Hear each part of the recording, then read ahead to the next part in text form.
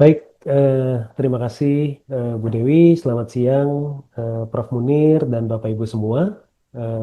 Sebelumnya saya ucapkan terima kasih kepada APPDI ya atas kesempatan yang diberikan kepada saya sehingga saya bisa membagikan beberapa pengalaman dan juga ilmu yang saya dapatkan dari pelatihan yang diberikan oleh Prof. Munir dan juga Prof. Supacana. Baik, boleh next slide Bu. Jadi berikut topik agenda yang akan saya presentasikan dalam mungkin kurang lebih 15 menit ke depan ya. Next. Oke, pertama-tama saya ingin mengajak Bapak Ibu untuk memahami dan memiliki visi yang sama dahulu nih terkait tema hari ini. Di slide ini saya gambarkan dengan sebuah ilustrasi di mana ada sisi kiri dan sisi kanan yang terpisah oleh sebuah sungai ya dan dihubungkan oleh jembatan. Nah, seperti yang sudah kita ketahui bersama saat ini bahwa informasi itu baik berupa data digital ataupun non-digital ya sudah banyaklah sering dikumpulkan oleh masing-masing perusahaan ya. Sebut saja mungkin aplikasi yang kita pakai nih saat ini, apapun itu biasanya pasti akan diminta nama, nomor telepon, email itu udah common sekali lah, udah umum. Nah, belum lagi informasi-informasi data lainnya ya, data pribadi. Nah, semakin bertumbuhnya data yang dikumpulkan oleh perusahaan itu, tidak sedikit juga kita dengar bahwa ya serangan cyber ya yang terjadi saat ini juga cukup banyak. Nah, eh, lalu bahwa di satu sisi perusahaan itu em, harus stay relevan untuk bersaing di market dan juga mengambil kepercayaan dari konsumen nih. Nah, caranya apa? Caranya itu adalah kita harus mau nggak mau nih untuk menerapkan sebuah robust data privacy practice, yaitu dihubungkan oleh sebuah jembatan ini. Nah, next Bu. Lalu untuk mewujudkan robust data privacy practice ini, jujur saja tidaklah mudah. Beberapa tantangan yang saya alami dan juga saya lihat itu adalah data proteksi selama ini hanya dianggap sebagai sebuah kewajiban hukum. Perusahaan pada umumnya itu berfokus pada checkmark atau checkbox ya untuk konsen untuk memenuhi kebutuhan akan kepatuhan. Nah, akibatnya apa? Jadi akibat yang ditimbulkan dari pola pikir seperti itu adalah tindakan reaktif di mana mitigasi baru dilakukan setelah sesuatu atau insiden itu terjadi.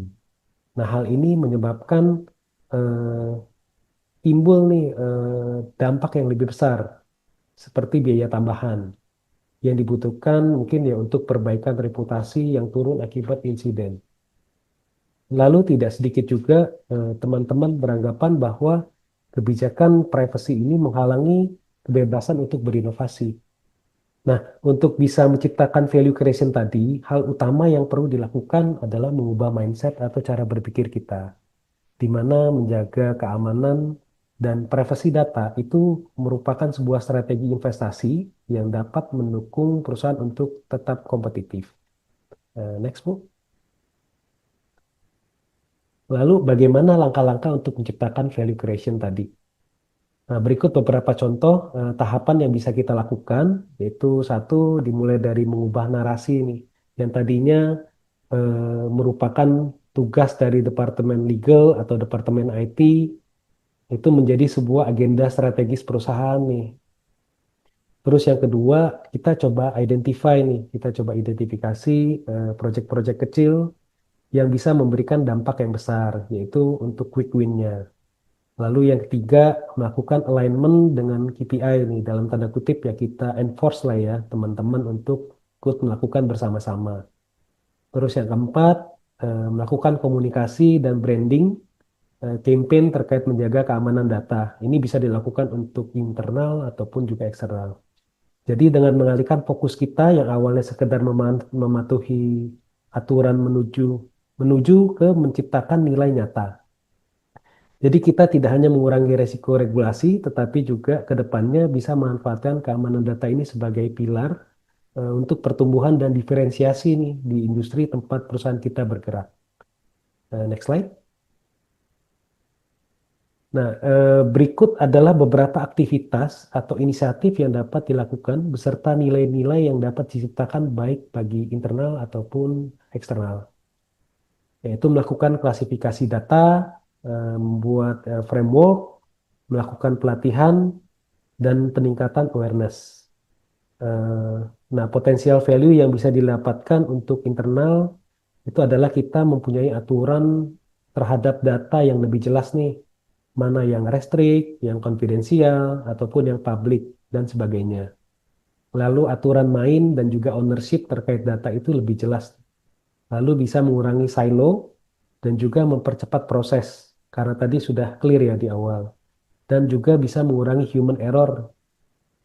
Lalu untuk aktivitas yang dapat dilakukan dan memiliki dampak terhadap eksternal atau ke customer, itu contohnya membuat konsen yang lebih jelas dan detail, lalu memberikan akses kepada konsumen itu terkait transparansi, lalu mengumpulkan data seperlunya saja nih, tidak mengumpulkan data-data yang mungkin kita tidak butuhkan di awal gitu ya, misalnya nomor rekening gitu. Kalau emang tidak ada aplikasi atau sistem yang kita bangun tidak ada berhubungan dengan hal tersebut, ya tidak perlu kita kumpulkan. Lalu dengan adanya hal tersebut, harapan ke depan ke konsumen itu akan merasa lebih nyaman, lebih percaya, lebih trust ya, dan loyal, serta dapat meningkatkan kredibilitas perusahaan kita. Lalu next, Bu. Nah, topik ini selanjutnya ini mengangkat bahwa pentingnya peran user dalam menjaga keamanan dan privasi data. Tidak peduli secanggih apapun sistem yang kita gunakan dan kita bangun nih, tapi jika user tidak mau dan tidak mampu menjalankannya, maka hasilnya pun tidak akan optimal. Nah, berikut eh, ilustrasi ya perjalanan fase di mana dimulai dari menumbuhkan kesadaran atau awareness, lalu user tersebut mulai engage dan pada akhirnya bisa menerima tanggung jawab.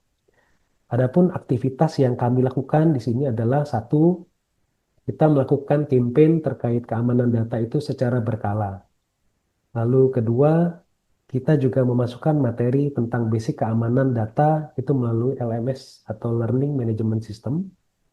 Lalu yang ketiga, kita memberikan gamifikasi nih. Jadi tidak monoton ya, tidak terlalu kaku gitu untuk memberikan pelajaran.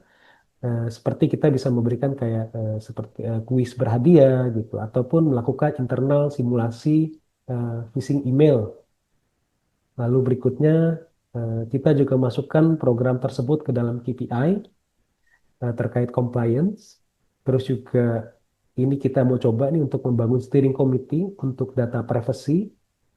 Lalu yang terakhir itu kita juga menunjuk nih, jadi teman-teman untuk membangun ownership-nya kita menunjuk user data champion nih sebagai perpanjangan tangan dari kita. Nah, eh, dengan adanya aktivitas tersebut, harapannya kita bisa lebih siap menghadapi audit, lalu kepercayaan dari konsumen juga akan meningkat, dan kita juga mengharapkan jumlah insiden dapat menurun. Dan yang terakhir, compliance ini bukan lagi menjadi hambatan yang dapat memperlambat bisnis. Next slide, Bu. Nah, topik berikutnya ini adalah memanfaatkan teknologi sebagai pendukung untuk menjalankan tadi ya, robust data privacy practice. Nah, satu yaitu melakukan data discovery dan klasifikasi. Ya tadi ya, kita bisa menggunakan beragam platform nih. Jadi teknologi itu sebagai tools untuk membantu kita untuk menjalankan data privacy yang robust tadi. Saat ini sudah banyak sih untuk tools-tools tersebut yang bisa kita gunakan yang nanti bisa disesuaikan dengan nature dari company Bapak Ibu sekalian.